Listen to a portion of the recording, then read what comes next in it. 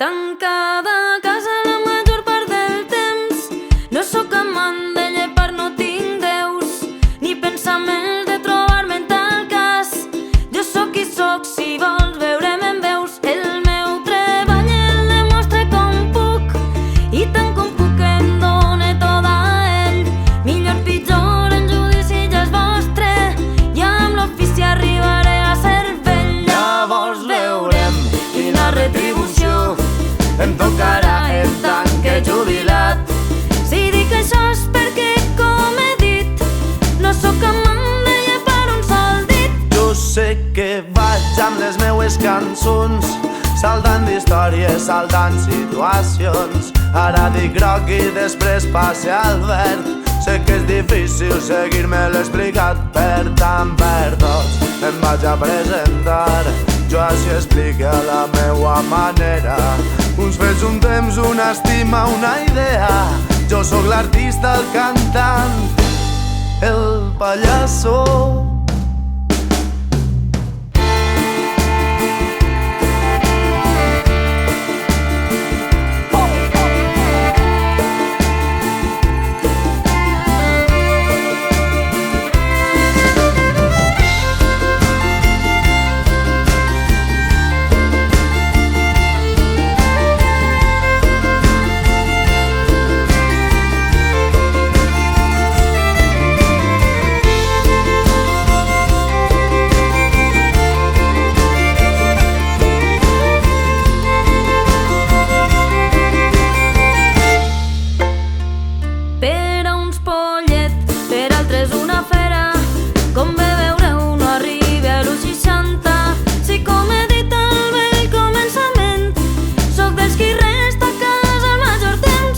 Pas per boig ni per sentir-me estrany, és per el dubte i dubte molt, company.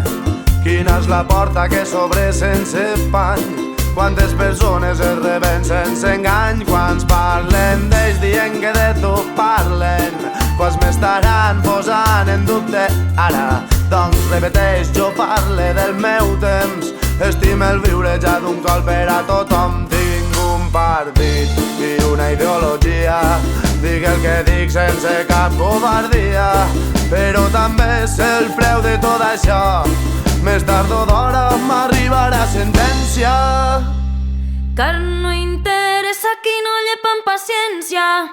M'aïllaran dient que m'he aïllat, diran o diuen que ja s'ho ha acabat. No pense pas donar-me per guanyat. Mentrestant jo no me'n passe la porga d'aquells que creuen que tot està tan clar. Respecte som tot el meu respecte, admire artistes, admire comedians, però jo sóc jo i no em puc deslligar. De mi mateix poc més puc explicar. Jo sóc l'artista, el cantant del pallasso. Jo sóc l'artista